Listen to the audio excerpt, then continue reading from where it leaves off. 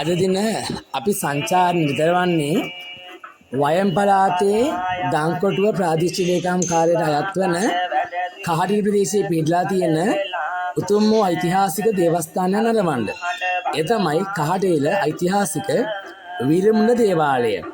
ශ්‍රී ලංකාවේ පුද ලබන දෙවිවරුන් අතරින් ප්‍රධාන දිව්‍ය රාජයෙක් වන වීරමුණ දෙවි රාජෝත්තමයන් වහන්සේගේ ප්‍රධාන දේවස්ථානයක් මේ ස්ථානයේ පිළිලා තියෙනවා.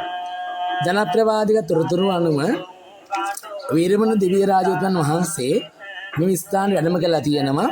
ඒ වැඩම කරලා උන්වහන්සේගේ අතේ කලහලීයක් රැගෙනලා තියෙනවා.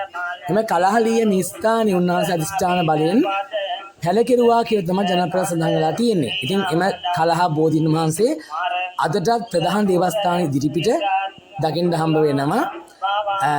මෙම දේවස්ථාන භූමියේ බුදුමැදුර බෝධීන් වහන්සේ දකින්න හම්බ වෙනවා. ඊට අමතරව ප්‍රධාන වශයෙන්ම ප්‍රධාන දේවස්ථානය අයනායක දේවාලය, පත්තිනි දේවාලය, කතරගම දිව්‍යාංග දේවාලය දකින්න හම්බ වෙනවා.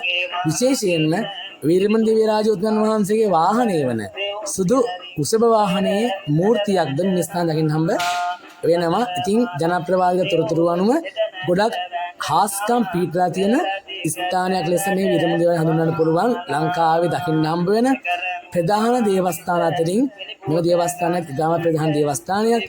ගොවිතැන්පත් සාර්ථක කරගන්න, රෝගාබාධ තත්ත්වයන් පහ කරවා ගන්න. ඉතින් බැතිමතුන් මේ උතුම් වූ වීරමුණ දෙවියන්ට වන්දනා කරන්න මේ ස්ථානයේ නම සෙනසුරාදා වදා දවස්වල මේ ස්ථානයේ දේව පූජාවන් බාරගෙන සිද්ධ වෙන අතර අනිත් දවස්වලටත් අපිට ඕනනම් ඇවිල්ලා වන්දනාමාන කරන්න අවස්ථාවක් තියෙනවා.